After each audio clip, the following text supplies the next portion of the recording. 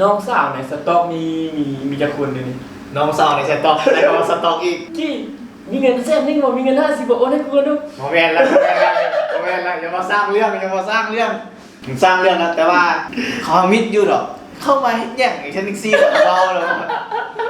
เอาพาเอื้อยเขาเอาอย่างพาน้องพาค่อยมาให้อย่างนี้สิบอลนะ โอ้ มึงจีถามเป็นยัง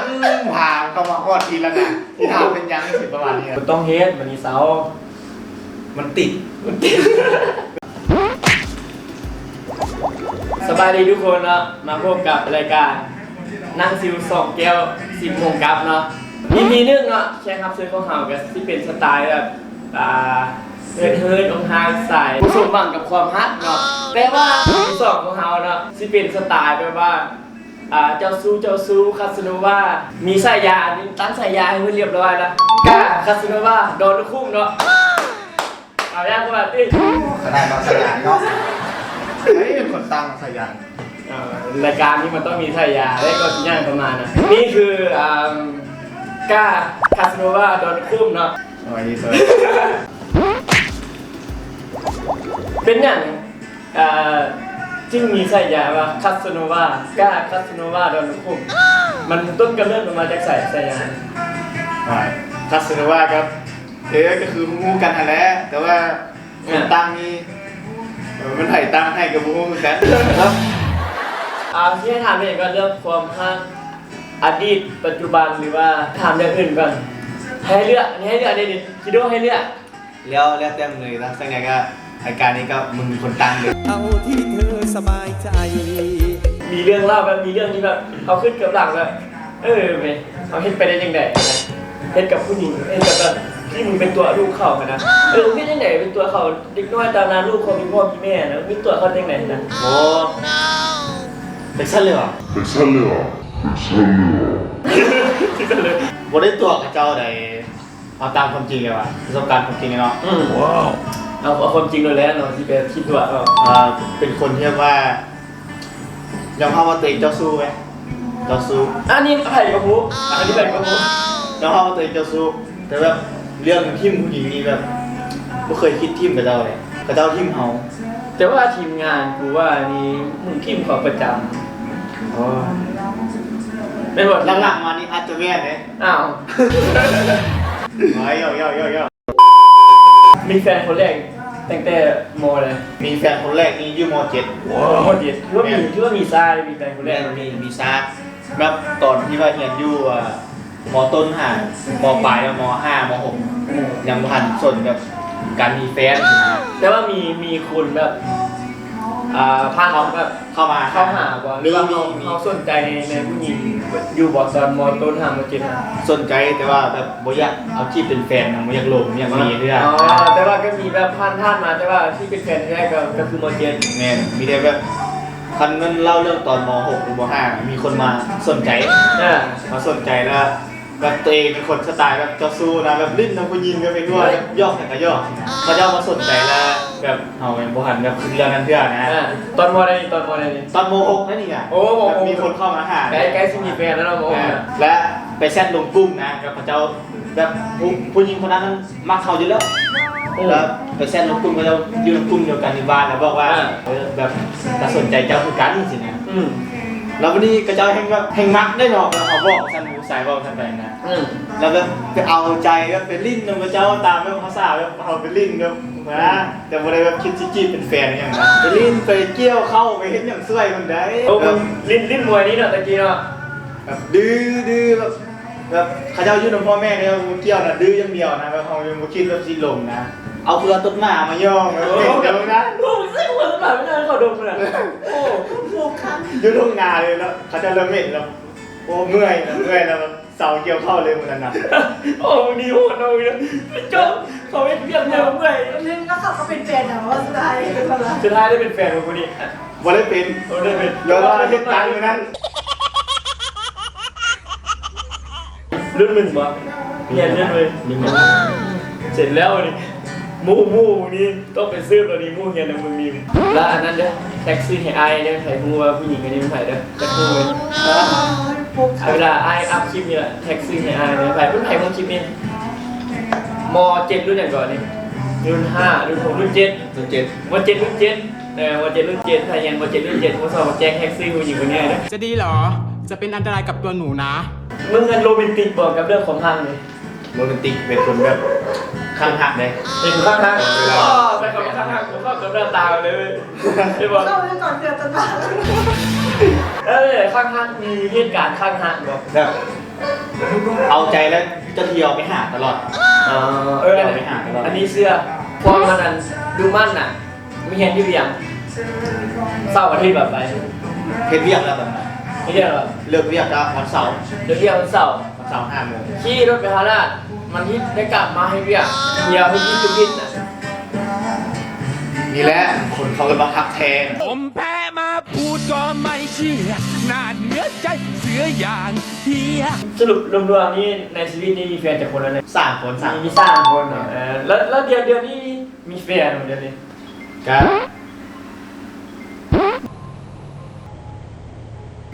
ไม่งั้นแล้วถูกมาสอง มีก็มีคนล้มมีคนล้ม ก็มีคนลงเยอะนะแบบผ่านไปมามันสไตล์คนจะสู้นี่แหละ โอ้ย ก็จะมีผู้ที่สามนะบอเรื่องก่อนจะมีผู้ที่สามนะ เป็นโสดเนาะ เป็นโซนเนี่ย โสดเต็มร้อยเลย คนโหดเลยคาสโนวานี่แหละคำว่าคาสโนวาอันก้าคาสโนวาดอนพุ่มนี่กับย้อนว่าซ่วงมันโซดนี่แหละซ่วงที่มันเลิกกับคนที่ซ่วงมาแล้วมันโซดแปลว่า นี่ละคนหรือว่าสมงละคน เกินไป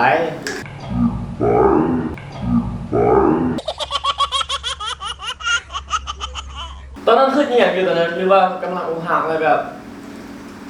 ยังบ่ทันจะมีแฟนลองลิ้นไปก่อนสิว่าตอนนั้น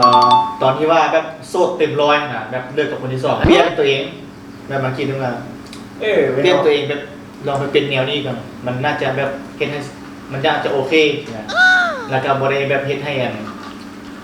ตัวเองแบบมาโศกมาเศร้ามาเสียใจเรื่องความรักนะแบบลิ้นเที่ยวแต่บ่ได้ลิ้นเที่ยวแบบไปปาร์ตี้ตลอดแต่ลิ้นเที่ยวแบบไปแล้วเอาเรื่องผู้สาวเป็นหลักเลยสินะ อย่าเกินนะ ระยะอันว่างระหว่างอันคนที่สองมา แต่ก็ที่มีแบบคนรวมคนที่สามนะระยะว่างตัวนี้นะ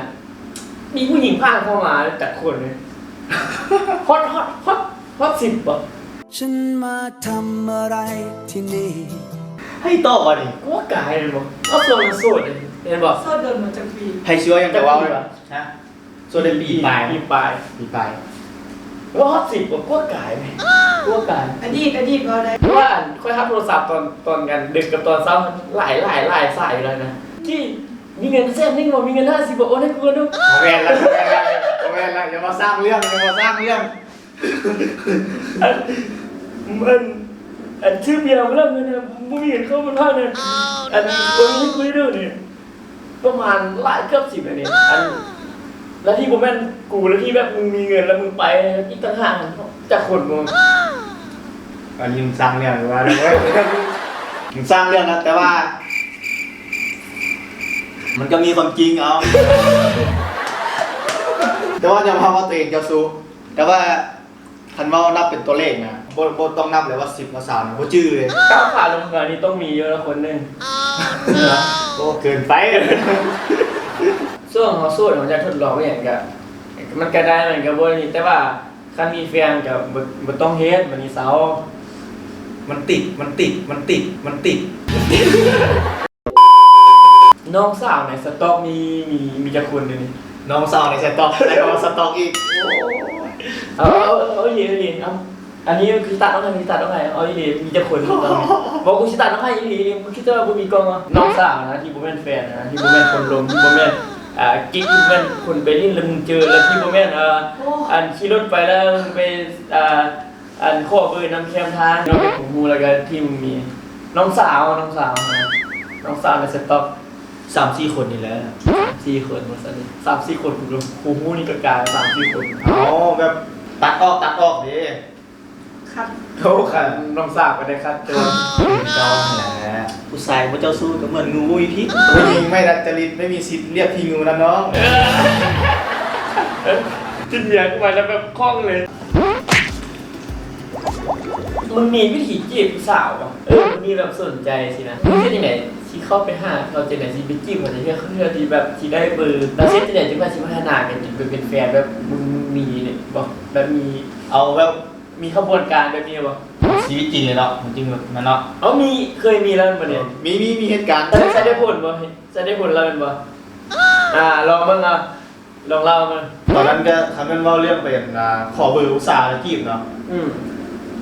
อยู่ไอเต็ก โอ้เคยไปเจอภาษาเรียนเต้น แมนเห็นแบบเนี่ยมันกับโอ้ขาวงามอยู่ในแกงมันจะงามกว่าหมูเลย เห็นขาวๆนี่บ่ได้นะมึงเนาะ โอ้ยแบบมันตำตาดิแบบแสงมันส่องใส่ตำตาเนาะแต่เห็นแบบอาการแบบมักเขาเจ้าเลยบุหลายเรื่องแล้วตีนยันงูแล้วไปขอเบอร์เนาะ จริงจังมึง ไปขอเบอร์งูนี่ว่าไปชิฆ่าพวกนี่มันก็ไปขอเบอร์ เว้ยบอกต้อยดิ บ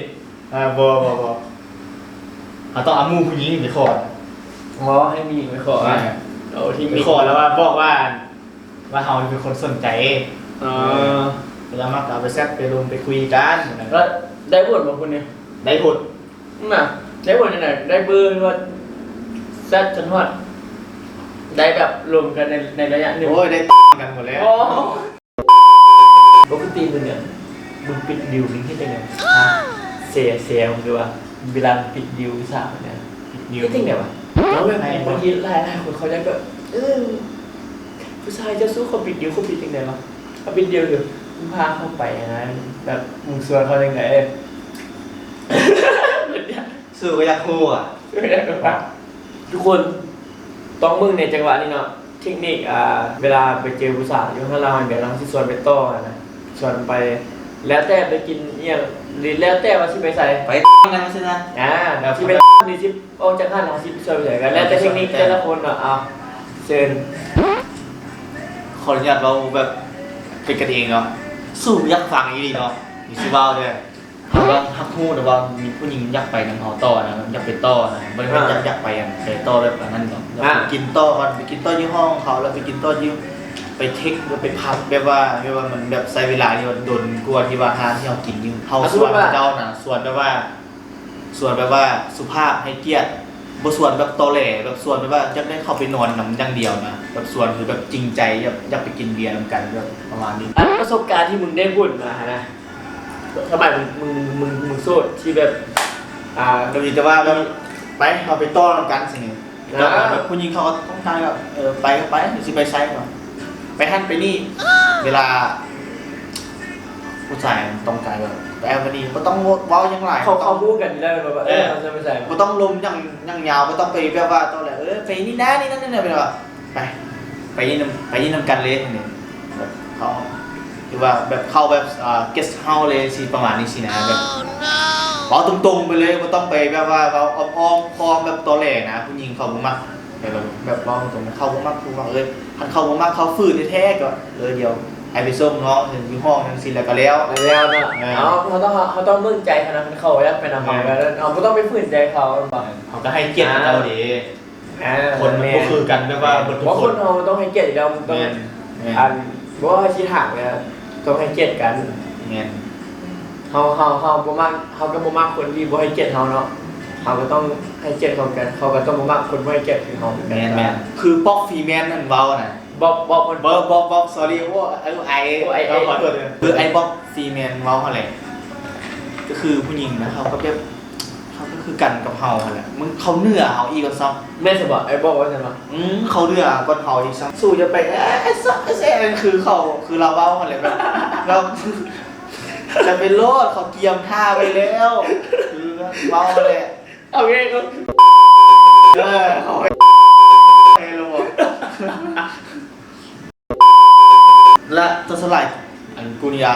มักจะว่าไปลิ้นต่อไปแบบส่วนก็จะจริงจังและแน่นอนก็จะมักไปลิ้นผับต่อไปต่อเดี๋ยวผับสิปิดแล้วไปกั๊บเนี่ยกั๊บมาเขาให้ถามจริงแบบตามทั่วไปแล้ว อะไรนี่เรื่องความจริงนะ กั๊บน้ำกันซูซี่เข้าแล้วนะกั๊บน้ำกันเนี่ยเขาจะทำลิ้นโตเลยกั๊บเอากั๊บที่ไปส่งรอทันซีมันก็คือคำว่าแบบคือคำว่าสุภาพตอแหลจะเห่าเลยเขาว่าไปว่าท่านแบบพระเจ้าไม่ต้องการเนี่ยแบบเขาว่าเซฟตี้ไว้นะข้าเจ้าแบบคือเนี่ยเขาก็ไปส่งข้าเจ้าไปว่าถ้ามีแบบอันเนี้ยแบบว่าเส้นมันบอกว่าน้ำเสียงอารมณ์อย่างสักอย่างว่ะ เขารู้สึกเองเหรอ ไม่ได้เนี่ยกักเขาเว้าอยู่แต่ว่าโค้งเขาโลดอย่าสิไปไล่เรื่องโค้งเข้าไปโลด แม่งคนจริงเลยซะ โค้งเข้าไปโลดแล้วก็เจ้าก็ว่าเขามิดอยู่หรอกเข้ามาเฮ็ดหยังไอ้ฉันอีกซี่ของเราเลยเอาพาเอื้อยเข้ามาอย่างพาน้องพาค่อยมาให้อย่างนี้สิบอลนะ โอ้ มึงจีถามเป็นยังพาเข้ามาฮอดทีละนะจีถามเป็นยังสิประมาณนี้นะ คนจริงเลยกู เข้าไปแล้วเน่าเลยล่ะนอนแล้วกันละจบสามีสุดเข้าใจแล้วตอนนี้นะ โอ้คนจริงเลย ตายแล้ว โอ้ยงาครับอะไรกูว่าความจริงมันเลยจ้ะ วันนี้บ่รอดละคลิปนี้เดี๋ยวผมกูบ่รอดละแค่เราสู้ฟังแล้วเลยบ่รอดละ โอ้ได้หมดเปลือกเลยหมดเปลือกเลยมึงเป็นเสือเนาะมีแต่ขย่มเขามีแต่แบบจ้องจริงๆเขานะเคยเป็นเหยื่อเองปะ เคยอีแอ ว่าเขาแบบอ้ามกินเขาแล้วเขามาแบบมาล่อกิน เคยแท้ เป็นได้ไหนเล่าเลยมึงดูแล้วเป็นเสือแล้วมันเป็นเหยื่อเนี่ยเขารู้สึกยังไงอาการเป็นยังไงอาการ คิดได้ไงบ่ก่อนแต่ว่าสิเราแบบว่าเหตุการณ์เนี่ยมันเกิดเนาะ มึงนี่มาพ่อได้ประสบการณ์เลย สิเอาแบบแบบตัวเองคิดว่าตัวเองแบบเสือแบบเฮ้ยเป็นเทพเป็นเหนือแบบอ่านแบบสิเอาอีนี่จันซี่สินะเขาเป็นยกตัวอย่างมองง่ายๆแบบเราเข้าใจง่ายคือว่าโอ้ไอ้มึงแต่เขาบอกโอ้ยน้องกูมีแล้วนะมีกระเป๋าเนี่ย มีผู้หญิง แพ้ มีว่ะมีบางคนเขาอาจจะว่าเอ้านั่นแหละเขาอาจจะเมาดูหัวเอาอย่างบางคนก็ว่าน้องไปเอาอยู่นอกบางคนก็ว่าจับเอาอยู่หันอยู่นี่มาใช่ไหมแต่เขามีหันแล้วเขาเกี่ยว เขาก็เซ่แล้วเขาก็ไปเขาก็ชี้บังคือผู้ชายนี่สิวะ เสร็จกูโลดขอสิว่าสินะ 18บอกเลยจังหวะนี้ เอาให้มันหู้ไปหมดแล้วนะคลิปนี้นะ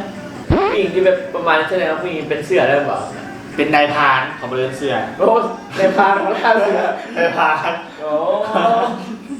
แต่ว่าเขาต้องไปเลือกใจอย่างเนาะเพราะว่า ต้องเลือกใจป่ะต้องเลือกใจป่ะแบบนี้ เนื้อฟ้ามีฟ้า อ่ะ แต่เขาบ่เลือกใจเขาคิดว่าเขาแบบเขามาเฮ็ดถึกแล้วแล้วก็เจ้าก็เฮ็ดถึกแล้วมอบความสุขให้แก่กันสินะ อ๋อแลกเปลี่ยนความสุข แบบมอบความสุขให้แก่กันแบบแลกเปลี่ยนประสบการณ์ให้แก่กันมอบความสุขให้กันให้เขาก็มีความสุขเขาเจ้าก็มีความสุขคือว่าแบบว่าโอเคไปแล้วให้แล้วมันสินะบ่ให้ใครแบบมาคิดมาลำบากใจ หลักการเฮากันสิประมาณนี้เนาะนั่งซิว2 แก้ว 10 โมงกับส่วนผู้ส่วนคู่ส่วนไอ้น้องเนี่ยมานั่งรวมกันซิวกันอย่างที่แหละมีแต่ว่าฝากกดไลค์กดแชร์กด Subscribe กด Subscribe สับตะไคร้ ซับสไครต์นะเพื่อเป็นกำลังใจให้คลิปต่อไป ทิวอย่าเขาปากเลยทิวเนาะเจอกัน EP 3 EP 2กับการคาสโนวาเดนคุ้มมืดเพียงสนิท ขอบใจ